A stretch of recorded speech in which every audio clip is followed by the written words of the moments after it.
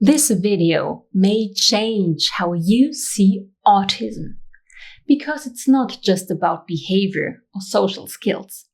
It's about how the autistic brain is built and how that changes the entire way the world feels and works. When people think about autism, they often think about communication, about speech delays, eye contact, or social interaction. But in many cases, the story starts much earlier, not with words, but with lights, sound, and touch.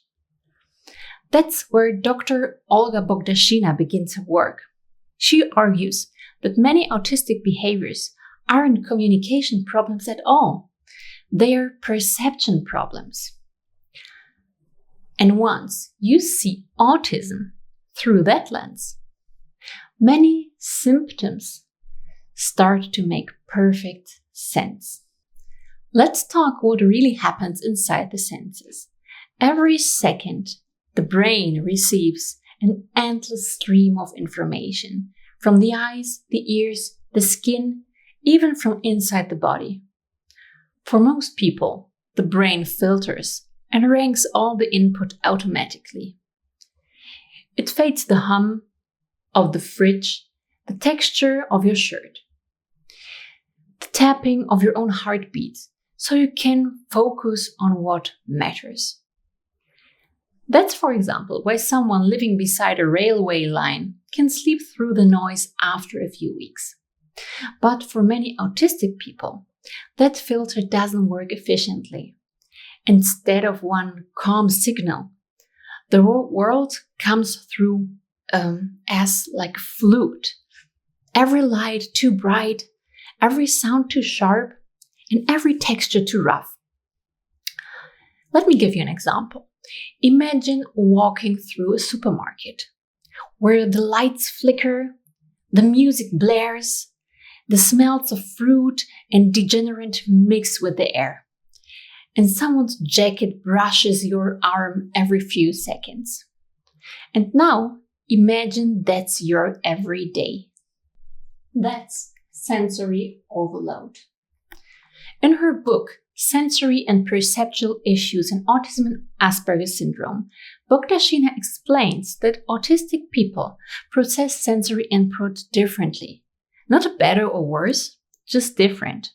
She describes it as a different way of weighting sensory signals, where a neurotypical brain says, ignore that noise, it's irrelevant. An autistic brain might give that same noise equal priority over your voice. The result? Constant competition for attention. Language, emotion, and focus all rely on a calm sensory system. When the senses are overloaded, those higher functions simply can't work. It's not who won't respond, but rather it's can't right now. By the way, if you'd like to go even deeper into how the autistic brain is actually built, I'll link my video on the intense war theory. It's all about the structure of an autistic brain and why it reacts so powerfully to the world. So, think of it like trying to read a book. While someone shines a flashlight right into your eyes, 2 radios blast in each ear with different music, and your sweater itches so badly it feels like sandpaper. Could you still concentrate on the story? Probably not. And now imagine the teacher says, look at me when I'm talking, or a parent says, why won't you listen? The child might not even hear them through all of the chaos. Behaviors like covering ears, rocking, humming, or flapping hands are not random. They are strategies, ways to regain control in a world that's just too loud, too much. Even neurotypical people stim in small ways, like, for example, tapping a pen, bouncing a food, twisting a ring. That's how we regulate ourselves. Autistic people simply need that regulation more often because their perception is far more intense.